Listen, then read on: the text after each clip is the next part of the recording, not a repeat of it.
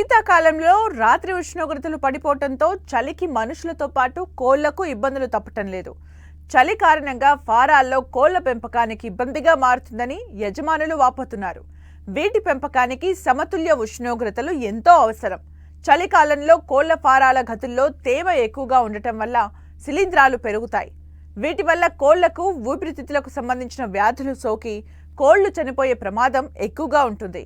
కోడి పిల్లలు సైతం అధికంగా మృత్యువాత పడతాయి.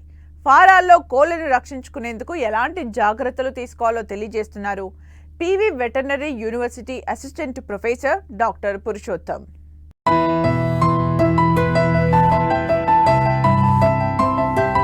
మారుతున్న వాతావరణ పరిస్థితులకు అనుగుణంగా చాలామంది రైతులు వ్యవసాయం ఒక్కటే లాభసాటి కాదని గ్రహించి వ్యవసాయ అనుబంధ రంగాల్లో ఒకటైన బాయిలర్, లేయర్ కోళ్ల పెంపకం చేపట్టి అధిక లాభాలను పొందుతున్నారు.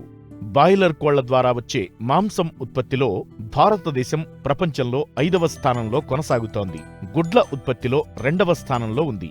బాయిలర్ కోళ్ల పెంపకం కొంత శ్రమ, అధిక రిస్క్ అయినప్పటికీ సంవత్సరం పొడవునా స్థిరమైన ఆదాయాన్ని పొందవచ్చు. సాధారణంగా శీతాకాలంలో వాతావరణం అధిక తేమ కలిగి ఉంటుంది. దీంతో కోళ్లలో అనారోగ్య సమస్యలు తలెత్తుతాయి. చలికాలంలో కోళ్లు ఉంచిన గదిపై ప్రత్యేక శ్రద్ధ వహించాలి. కోళ్లకు వెచ్చదనం ఉండేలా షెడ్డు చుట్టూ పరదాలు అమర్చాలి. లేదంటే కోళ్లు చనిపోవడంతో పాటు రైతుకు నష్టం కలిగిస్తుంది. అలాగే విషవాయువులు బయటకు వెళ్ళుటకు, స్వచ్ఛమైన గాలి లోపలికి రావడానికి తగిన మోతాదులో గాలి ప్రసరణ ఉండేటట్లు చూసుకోవాలి. దాణా, నీరు ఏ విధంగా ఇవ్వాలి, కోళ్లను వెచ్చగా ఉంచేందుకు పెంపకం విషయంలో తీసుకోవాల్సిన జాగ్రత్తలేంటో తెలియజేస్తున్నారు రాజేంద్రనగర్లోని PV Narasimha Rao veterinary college assistant professor doctor Purushottam. చిన్నపిల్లల్లో మనకు అధికంగా ఈ శీతాకాలంలో బాగా నష్టం ఉంటుంది. ఏ విధంగా అంటే చిన్నపిల్లల్లో మనకి ఈకలు అనేది డెవలప్ కాదు. సో దానివల్ల చలిని తట్టుకునే శక్తి అనేది చాలా తక్కువ ఉంటుంది. అదే కనుక మనం పెద్ద కోళ్ళల్లో చూసుకున్నట్లయితే శీతాకాలంలో కొంచెం ఎఫెక్ట్ అనేది చాలా తక్కువ ఉంటుంది. జాగ్రత్తలు పాటించాల్సింది ఏంటంటే బ్రూడింగ్ స్టేజ్ అంటే మనం ఒక హీట్ సోర్స్ అంటే వేడిని కల్పిస్తామంట, కృత్రిమంగా వేడిని కల్పిస్తుంటాం. సో ఇందులో చాలా రకాలుగా మనం వేడిని అనేది మెయింటైన్ చేయొచ్చు. ఎలా అంటే కిరోసిన్ ద్వారా కానీ, బొగ్గు ద్వారా కానీ, గ్యాస్ ద్వారా కానీ, సో ఇలా పలు రకాలుగా మనం యూజ్ చేసుకుంటూ మనం హీట్ అనేది అంటే వేడిని ఉత్పత్తి చేయొచ్చు. తొలి దశల్లో అంటే ఫస్ట్ డే నుంచి చూసినట్లయితే 95 డిగ్రీ ఫారెన్హీట్ అనేది మెయింటైన్ చేయాలి మనం.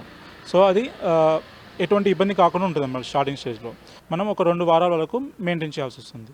ఇందులో మనం జాగ్రత్తలు ఏంటంటే టెంపరేచర్. సో ఏదైతే ఉష్ణోగ్రత ఉందో అది చాలా ఇంపార్టెంట్. 2వ వారానికి 5 డిగ్రీ ఫారెన్హీట్ తగ్గిస్తూ అలా 4 వారాల వరకు మనం తీసుకురాగలము. దీంతోపాటు చూడవలసింది ఏంటంటే వెంటిలేషన్.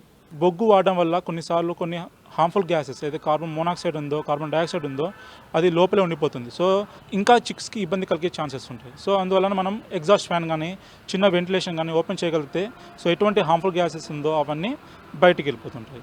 3వది తేమ శాతం. సో ఈ తేమ శాతం చాలా ఇంపార్టెంట్ అండి. ఈ శీతాకాలంలో చాలా ఎక్కువ ఉంటుంది. సో ఈ తేమ శాతం అనేది 55 నుంచి 60% ఉండాలి.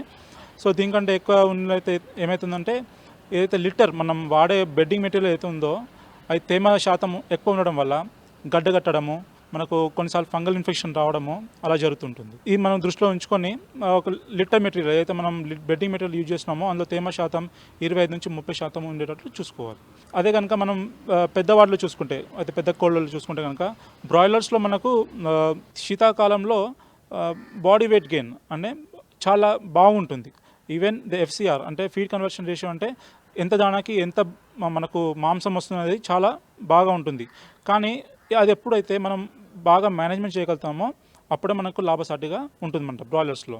అదే కనుక లేయర్స్లో చూసినట్లయితే ఏదైతే గుడ్లు పెడుతున్నాయో సో వాటిల్లో మనకు కొంచెం జాగ్రత్త తీసుకోవాలి. ఎందుకంటే శీతాకాలంలో మనకు ఎగ్ ప్రొడక్షన్ తగ్గిపోతుంటుంది. సో అప్పుడు మనం చాలా జాగ్రత్తగా వహించాల్సి వస్తుంది.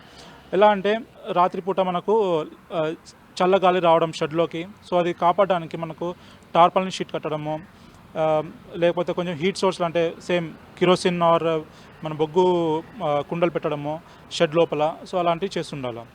మాంసం కోసం వాడే బ్రాయిలర్ బర్డ్స్ ఏదైతే ఉన్నాయో సో అందులో మనం ఎగ్జాస్ట్ ఫ్యాన్ వాడడం అయితే ఏమవుతుందంటే ఎటువంటి హార్మ్ఫుల్ గ్యాసెస్ అంటే ఈ తేమ శాతం ఉండడం వల్ల అమోనియా గ్యాస్ అనేది బాగా రిలీజ్ అవుతుంది. సో దానివల్ల ఏమైనా అవుతుందంటే నిమోనియా అనే ప్రాబ్లం క్రియేట్ అవుతుంది. దానివల్ల సో శ్వాస తీసుకునే ఇబ్బంది ఉంటుంది, అట్లానే సిఆర్డి అనేది ఒక వ్యాధి వస్తుంది. సో ఇవన్నీ మనం తగ్గించుకోవడానికి ఎగ్జాస్ట్ ఫ్యాన్ పెట్టగలిగితే ఎటువంటి harmful gases like ammonia gas అనేది మనకు బయట ఎగ్జాస్ట్ చేయడానికి ఉంటుంది. సో దాంతోపాటు రెగ్యులర్గా ర్యాకింగ్ చేస్తుండాలి. ర్యాకింగ్ అంటే ఏదైతే లిటర్ మెటీరియల్ ఉందో సో దాన్ని మనం గీక్కుతుంటే తేమ అనేది కొంచెం కిందికి వెళ్ళి డ్రై ఏదైతే మన పొడిగా ఉన్న లిటర్ మెటీరియల్ ఉందో అది పైకి వస్తుంది. దానివల్ల మనకు వచ్చే వ్యాధి కూడా తగ్గించుకోవచ్చు. ఈ శీతాకాలంలో ఈ తేమ ఉండడం వల్ల నిమోనియా రావడం, కొరైజా, సిఆర్డి, దాంతోపాటు మనకు కొన్ని జబ్బులు వస్తుంటాయి లైక్ కాక్సిడియా. ఈ శీతాకాలంలో అనేది చాలా ఎక్కువగా ఉంటుంది. కాక్సిడియాలో ఏంటంటే మొత్తం రక్తంతో కూడిన మోషన్స్ ఉంటాయి అన్నమాట. సో ఇలాంటప్పుడు బర్డ్స్ చాలా వీక్ అయిపోయి ఫుడ్ అంటే ఫీడ్ ఏదైతే ఉందో దాణ ఏదైతే ఉందో తినకపోవడం జరుగుతుంది. దానివల్ల వీక్ అయిపోయి చనిపోవడం కూడా జరుగుతుంది. సో దీని నుంచి కాపాడుకోవడానికి, కాక్సిడియా నుంచి కాపాడుకోవడానికి మనము 3 రోజుల పాటు నీళ్ళలో కానీ ఫీడ్లో మనం కూడా వాడుతుంటాము. సో యాంప్రోలియం అనేది 1 గ్రామ్కి 1 లీటర్ చొప్పున మనం వాడగలిగితే 3 రోజులు మనకు ఇది తగ్గించుకోవడానికి ఆస్కారం ఉంటుంది. దాంతోపాటు ఫీడ్ ఏదైతే దాణా ఉందో మనం శీతాకాలంలో కొంచెం ఎక్కువ కొవ్వు శాతం ఉండేటట్టు చూసుకోవాలి. ఎందుకంటే సో ఈ కొవ్వు శాతం యాడ్ చేయడం వల్ల ఈ చలి నుంచి తట్టుకునే శక్తి పెరుగుతుంది. దాంతోపాటు శీతాకాలంలో నీళ్ళు తాగడం కూడా చాలా తక్కువ ఉంటుంది. సో మనం ఇలాంటప్పుడే కొంచెం గోరువెచ్చని నీళ్ళు తాగించడమో ఆర్ ట్యాంక్ని షెడ్ లోపల పెట్టుకోవడం జరుగుతాయితే కనుక మనము సో ఈ నీళ్ళ మోతాదుని తాగడం కూడా బాగుంటుంది. కోళ్లకు తాజా నీరు, దాణా మాత్రమే అందించాలి. పశువైద్య నిపుణుల సూచనల మేరకే తగిన మోతాదులో ఆక్సిటెట్రోసైక్లిన్, సప్లాడేమిడిన్ వంటి యాంటీబయాటిక్స్, ఇతర శానిటైజర్లు, విటమిన్లు, దాణా, నీరు ఇవ్వాలి. చలికాలంలో రోగాల నిర్మూలనకు వైద్య నిపుణుల సూచనల మేరకు తగు సమయంలో అవసరమైన మేర టీకాలు వేయించి జాగ్రత్త తీసుకోవాలి.